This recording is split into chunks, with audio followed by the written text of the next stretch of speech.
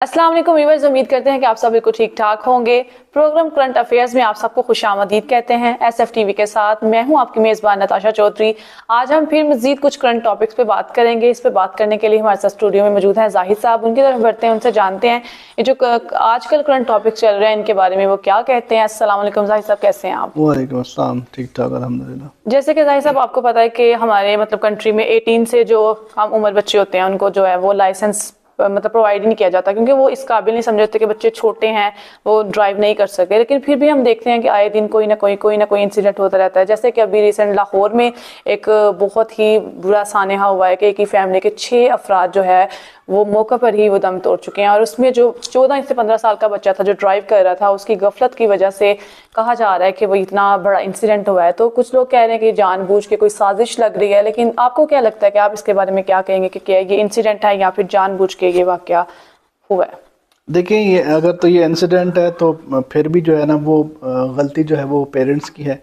और अगर ये हादसे तो हसाते तौर पे हुआ है तो फिर भी, और इसके अलावा अगर ये कत्ल हुआ है तो फिर भी, क्योंकि कहा यह जा रहा है कि वालिद जो है वो उसके साथ बैठा हुआ था और लड़ाई हुई उनके दरमियान, जो कि वीडियोस से और जो सोशल मीडिया पे जो है चीज़ें वायरल हुई हैं उसके हिसाब से जो है ना, क्योंकि उस दिन वज़ीर आला पंजाब और डीआईजी पंजाब ने भी इसके ऊपर बात की है और उन्होंने स्पेशली कहा है कि जी ये कत्ल है। जिस तरह उनके फैमिली मेम्बर ने बताया किस तरह उनकी लड़ाई हुई और फिर उसके बाद जो है वो बच्चा हाइपर हुआ और उसके बाद हम आगे गए और उनसे आगे जाके उन्होंने फिर एक जगह पे रुक के उन्होंने हिट किया स्पेशली जो है ना, और गाड़ी की हालत देख के भी कुछ इस तरह से ही लग रहा है। लेकिन अगर ये दोनों तरफ से है तो डेफिनेटली जो है वो इतने छोटे बच्चे को जो है वो गाड़ी देना और फिर इस तरह की चीज़ें। अब देखिए 18 साल की, मैंने उस दिन भी प्रोग्राम में बात की थी कि 18 साल के बाद बच्चों को ड्राइविंग लाइसेंस क्यों इशू किया जाता है, क्योंकि उससे पहले उनको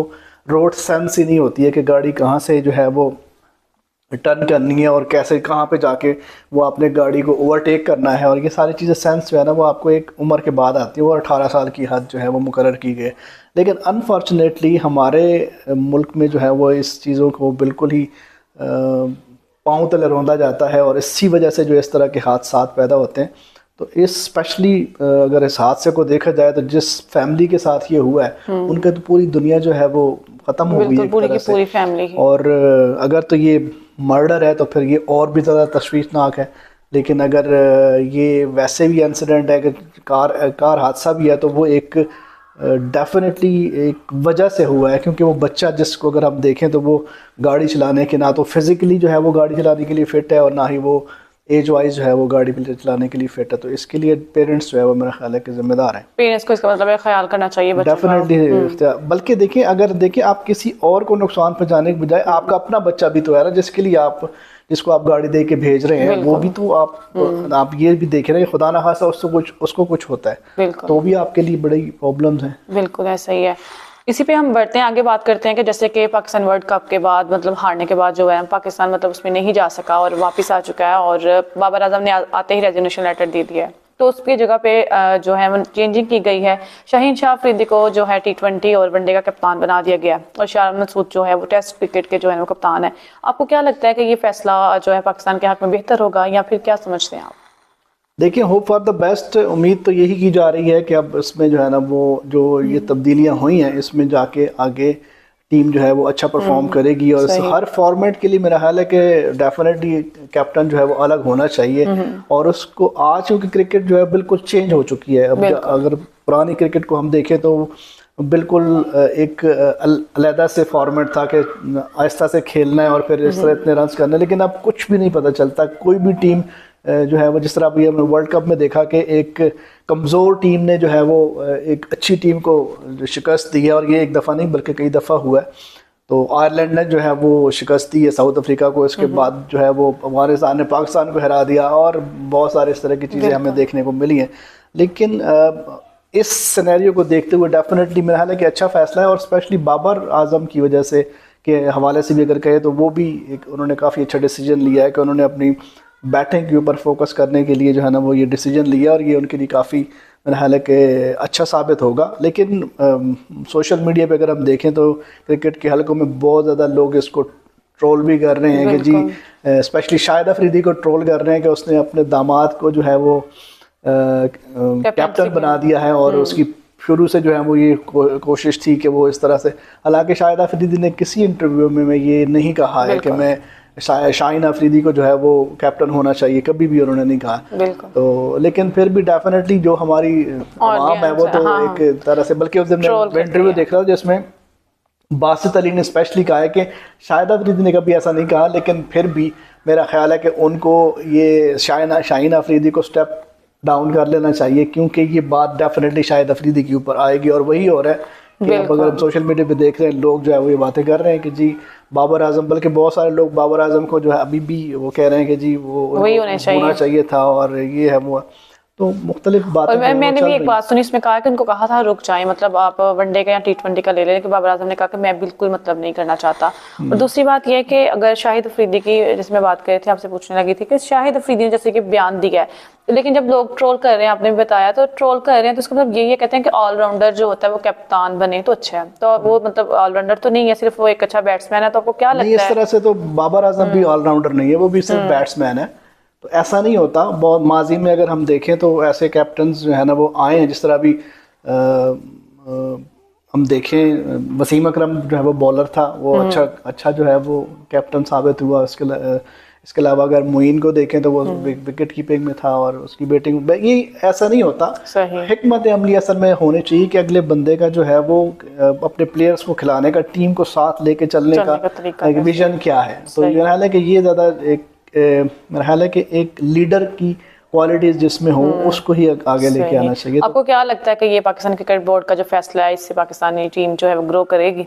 बिल्कुल, इंशाल्लाह उम्मीद तो ये हो फॉर द बेस्ट के अल्लाह करे कि, और जिस तरह भी क्रिकेट में जो है वो शान मसूद को बना दिया गया, हालांकि वो बिल्कुल अनएक्सपेक्टेड था कि जी नया लड़का है, और फिर उसमें जो है ना उनको बना दिया गया। लेकिन माजी में भी अगर हम देखें तो शोएब मलिक को भी जो है ना वो इस तरह कैप्टन बनाया गया था, और यंगस्टर्स को जो है अब चांस दिए जा रहे हैं। तो मेरा ख्याल है कि ये एक अच्छी रिवायत है, और इन्हीं लोगों ने आगे जाके जो है ना टीम को सपोर्ट करना है। तो चेंजिंग होनी चाहिए, लेकिन चेंजिंग इतनी भी ज़्यादा नहीं होनी चाहिए कि अगर एक कैप्टन को मुकर्रर करते हैं तो मेरे ख्याल है कि उसको कम से कम 2-3 साल का टाइम देना चाहिए, क्योंकि इतने दिन में वो उनकी लड़कों के साथ जो है वो बाउंडिंग होती है, और वो फिर उसके बाद जो है ना वो क्योंकि टीम को मैनेज करना, क्योंकि ड्रेसिंग रूम में बहुत सारी प्रॉब्लम्स होती हैं, फील्ड की प्रॉब्लम्स अलग होती है, और जब वही प्रॉब्लम जो है ड्रेसिंग रूम में जब डिस्कस होती है, एक अलग से जो है ना वो प्रॉब्लम होती है, जिनको हल करने के लिए जो है ना वो एक कैप्टन को उसके अंदर ये क्वालिटीज़ होनी चाहिए। इसके अलावा मेरा हाल है कि अभी मोहम्मद हफीज़ को भी जो है वो पाकिस्तान क्रिकेट बोर्ड ने जो है वो क्रिकेट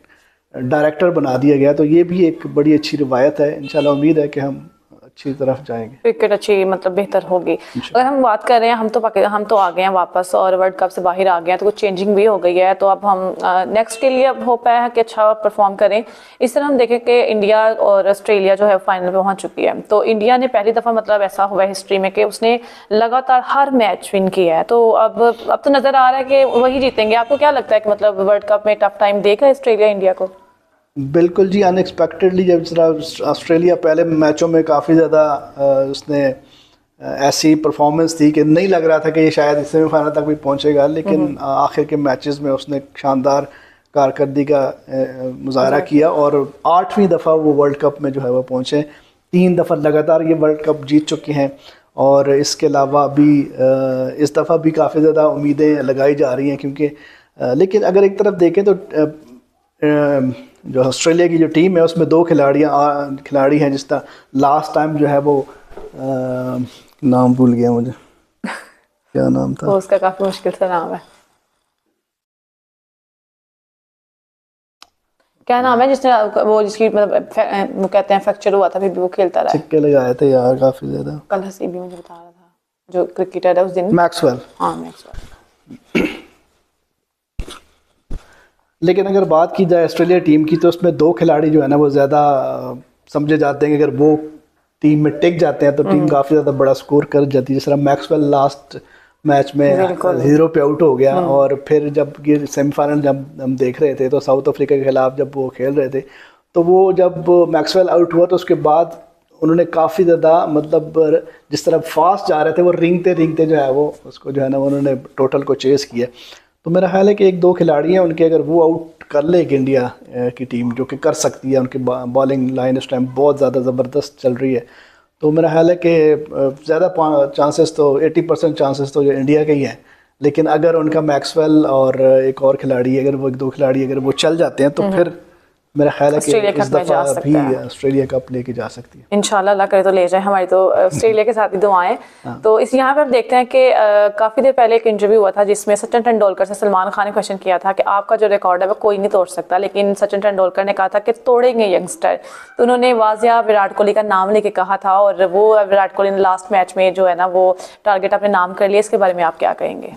जी, ये तो बहुत ज़बरदस्त चीज़ हुई है, और मैं समझता हूँ कि मुझे भी लग रहा था कि ये जो विराट कोहली जिस तरह से ये क्रिकेट को लेके चल रहा है, और वर्ल्ड कप में जो है, वर्ल्ड कप में इसकी परफॉर्मेंस इतनी ज़बरदस्त रही है, और फिर सचिन तेंदुलकर जो कि बिल्कुल मेरे समेत किसी को भी नहीं लग रहा था कि ये कोई रिकॉर्ड जो है वो कोई तोड़ पाएगा, लेकिन मैं कहता हूँ कि रिकॉर्ड बनते ही टूटने के लिए है। तो हो सकता है कि विराट कोहली का जो अब रिकॉर्ड हो वो भी कोई ना कोई जो है वो आए और उसको ब्रेक करे, लेकिन ये और मुश्किल हो जाएगा, क्योंकि अगर देखा जाए तो तेंदुलकर ने जो है वो ये रिकॉर्ड, इनके मैचेस का भी मुझे एग्जैक्ट नहीं पता, लेकिन काफ़ी ज़्यादा गैप है, उतने ज़्यादा मैचेस खेल के जो है रिकॉर्ड बनाए, लेकिन विराट कोहली ने ये रिकॉर्ड जो है वो बहुत कम मैचेस खेल के जो है वो ये बनाया है।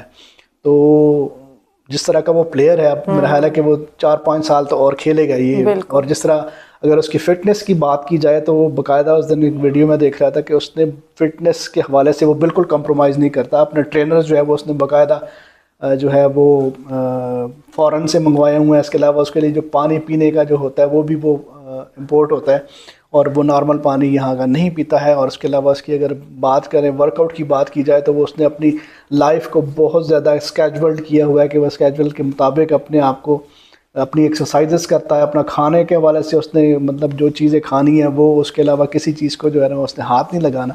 तो ये चीज़ें ज़ाहिर बात है, जब कोई इतना ज़्यादा कंप्रोमाइज़ करता है और अपने सेक्रीफाइस करते हैं बहुत सारी चीज़ों को, जो कि खाने के हवाले से हम अगर हम देखें तो हम कोशिश करते हैं कि कभी थोड़ा बहुत अगर करें भी, तो कई ऐसी जगहों पे बंदा कहता है यार चलो कोई बात नहीं, आज खा लेते हैं, कल खा लेते हैं। तो उसकी तरफ से बताया जाता है कि उसने कभी भी इस तरह की चीज़ को जो है वो नहीं किया। तो जितनी ज़्यादा अगर आप अपनी फिटनेस के लिए, अपने कैरियर के लिए इतना ज़्यादा सेक्रीफाइस करते हैं, तो फिर इस तरह के रिजल्ट्स आते हैं। बिल्कुल, फिर उनकी परफॉर्मेंस भी दिखती है। तो बहुत शुक्रिया जाहिद साहब आपका, आपने बड़े अच्छी तरह से ये टॉपिक्स को जो है ना डिफाइन किया। तो अगर आपको भी कोई टॉपिक, आपके माइंड में कोई सवाल हो या कोई टॉपिक हो जिस पे आप चाहते हैं कि हम प्रोग्राम करें या कोई बात करें, तो हमारे कमेंट बॉक्स में जो है वो आप बता सकते हैं। आप कमेंट कर सकते हैं कि इस टॉपिक पे हम बात करें, या कोई भी सवाल आप हमसे पूछना चाहें तो पूछ सकते हैं। आपसे मुलाकात होगी इंशाल्लाह अगले प्रोग्राम में। तब तक के लिए इजाज़त दीजिए। अल्लाह हाफिज़।